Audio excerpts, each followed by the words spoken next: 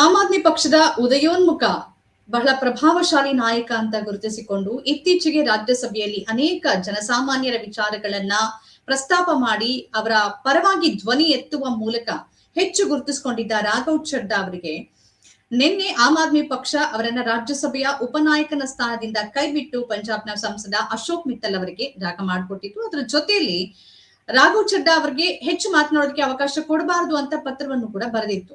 ಇದರ ಕುರಿತಂತೆ ರಾಘವ್ ಚಡ್ಡಾ ಅವರು ಒಂದು ವಿಡಿಯೋ ಮುಖಾಂತರವಾಗಿ ಆಮ್ ಆದ್ಮಿ ಪಾರ್ಟಿಗೆ ಅಂದ್ರೆ ತನ್ನದೇ ಪಾರ್ಟಿಗೆ ಉತ್ತರ ಕೊಟ್ಟಿದ್ದಾರೆ.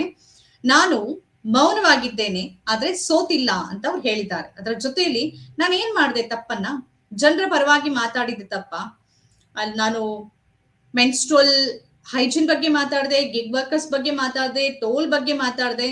ಈ ತರದ ಜನಸಾಮಾನ್ಯರಿಗೆ ಏನೆಲ್ಲ ತೊಂದರೆ ಆಗ್ತಿದೆ ಮತ್ತು ಜನನಾಯಕರು ಯಾವ ವಿಚಾರಗಳನ್ನ ಎತ್ತೋದಿಲ್ಲ ಅದೆಲ್ಲವನ್ನ ನಾನು ಎತ್ತಿ ಮಾತನಾಡಿದೆ ಅವರ ಪರವಾಗಿ. ಅದನ್ನ ನಾನ್ ಮಾಡಿದ ತಪ್ಪ, ನನ್ನನ್ನ ಮಾತನಾಡದಂತೆ ಯಾಕೆ ನಿರ್ಬಂಧಿಸಿದ್ದೀರಿ, ನಾನು ಏನ್ ತಪ್ಪು ಮಾತಾಡಿದೆ ಅಂತ ಅವ್ರು ಪ್ರಶ್ನೆ ಮಾಡ್ತಿದ್ದಾರೆ. ಇದಕ್ಕೆ ಆಮ್ ಆದ್ಮಿ ಪಕ್ಷದ ಕಡೆಯಿಂದಲೂ ಕೂಡ ಉತ್ತರಗಳು ಬರ್ತಾ ಇದೆ. ಮಾಜಿ ಮುಖ್ಯಮಂತ್ರಿ ಅತಿಶಿ ಅವರು ಇದಕ್ಕೆ ಉತ್ತರ ಕೊಟ್ಟಿದ್ದಾರೆ. ಮಾಧ್ಯಮಗಳಿಗೆ ಉತ್ತರಿಸುವ ಸಂದರ್ಭದಲ್ಲಿ ಅವ್ರು ಏನ್ ಹೇಳಿದ್ದಾರೆ ಅಂತಂದ್ರೆ, ನೀವು ಬಿಜೆಪಿಯ ಮತ್ತು ನರೇಂದ್ರ ಮೋದಿಯ ಅವರ ನೀತಿ ನಿರೂಪಣೆಯ ವಿರುದ್ಧವಾಗಿ ಮಾತಾಡ್ತಿಲ್ಲ. ಪಕ್ಷ ನಿಮಗೆ ಏನನ್ನ ಮಾತಾಡೋದಕ್ಕೆ ಹೇಳತ್ತೋ ಆ ವಿಚಾರವನ್ನು ನೀವು ಮಾತಾಡುವುದಿಲ್ಲ. ತೃಣಮೂಲ ಕಾಂಗ್ರೆಸ್ ಒಂದು ವಿಚಾರವನ್ನ ಅಂದ್ರೆ ಇಡೀ ವಿಪಕ್ಷ ಮತಗಳತನದ ಬಗ್ಗೆ ಬೇರೆ ಎಲ್ಲ ವಿಚಾರದ ಬಗ್ಗೆ ಒಗ್ಗಟ್ಟಾಗಿ ನಿಂತು ಆಡಳಿತ ಪಕ್ಷದ ವಿರುದ್ಧ ಹೋರಾಟ ನಡೆಸುವಾಗ, ಚುನಾವಣಾ ಆಯೋಗದ ವಿರುದ್ಧ ಹೋರಾಟ ನಡೆಸುವಾಗ ನೀವು ಅದ್ಯಾವುದಕ್ಕೂ ಸಹಿ ಹಾಕೋದಿಲ್ಲ. ಗುಜರಾತ್ ನಲ್ಲಿ ಆಮ್ ಆದ್ಮಿ ಪಕ್ಷದ ಕಾರ್ಯಕರ್ತರನ್ನ ಬಂಧಿಸಿದಾಗ, ಅವ್ರ ಸಂಕಷ್ಟದಲ್ಲಿದ್ದಾಗ ಅದ್ರ ಬಗ್ಗೆ ನಾನು ಮಾತಾಡೋದಿಲ್ಲ ಅಂತ ಹೇಳ್ತೀರಿ. ಮತ್ತೆ ಎಲ್ಲರಿಗಿಂತ ಹೆಚ್ಚಾಗಿ ಹಾಲಿ ಮುಖ್ಯಮಂತ್ರಿ ಆಗಿದ್ದು ಪಕ್ಷದ ಪ್ರಮುಖ ನೇತಾರ ಅರವಿಂದ್ ಕೇಜ್ರಿವಾಲ್ ಅವರು ಜೈಲಿಗೆ ಹೋದಾಗ ನನಗೆ ಕಣ್ಣಿನ ತೊಂದರೆ ಇದೆ ಅಂತ ವಿದೇಶದಲ್ಲಿದ್ರಿ. ಇದೆಲ್ಲ ಏನ್ ತೋರ್ಸತ್ತೆ?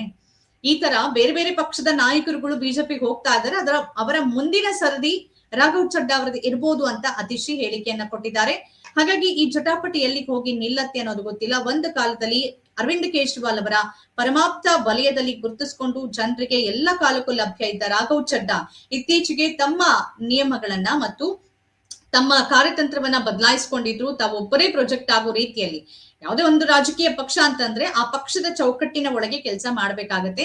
ಸ್ವತಂತ್ರ ಅಭ್ಯರ್ಥಿ ರೀತಿಯಲ್ಲಿ ವರ್ತಿಸೋಕ್ ಆಗೋದಿಲ್ಲ. ಅದು ಕಾಂಗ್ರೆಸ್ ಇರ್ಲಿ, ಬಿಜೆಪಿ ಇರ್ಲಿ, ಟಿಎಂಸಿ ಇರ್ಲಿ, ಅಥವಾ SP ಇರ್ಲಿ, ಅಥವಾ JDU ಇರ್ಲಿ, ಯಾವ TDP ಇರ್ಲಿ, ಯಾವುದೇ ಪಕ್ಷ ಇರ್ಲಿ, ಪಕ್ಷ ಏನ್ ಹೇಳುತ್ತೆ, ಪಕ್ಷಕ್ಕಿಂತ ದೊಡ್ಡವ್ರು ಯಾರು ಇಲ್ಲ ಅಂತ ಕರೆಯಲಾಗುತ್ತೆ. ಆದ್ರೆ ಇಲ್ಲಿ ರಾಘವ್ ಚಡ್ಡಾ ಪಕ್ಷಕ್ಕಿಂತ ತಾನು ಹೆಚ್ಚು ಅಂತ ಹೋಗೋದಕ್ ಹೊರಟ್ರ, ಅಥವಾ ನರೇಂದ್ರ ಮೋದಿ ಮತ್ತು ಅವರ ಸರ್ಕಾರದ ತನಿಖಾ ಸಂಸ್ಥೆಗಳ ಭಯಕ್ಕೊಳಗಾದ್ರ, ಅಥವಾ ಈಗ ಆಮ್ ಆದ್ಮಿ ಪಕ್ಷದವರು ಹೇಳ್ತಿರೋ ರೀತಿಯಲ್ಲಿ ಅವರು ಬಿಜೆಪಿ ಸೇರುವ ಪ್ರಯತ್ನದಲ್ಲಿ ಇದ್ದಾರೆ? ಈ ಎಲ್ಲ ಪ್ರಶ್ನೆಗಳು ನಮ್ಮ ಮುಂದೆ ಇದೆ.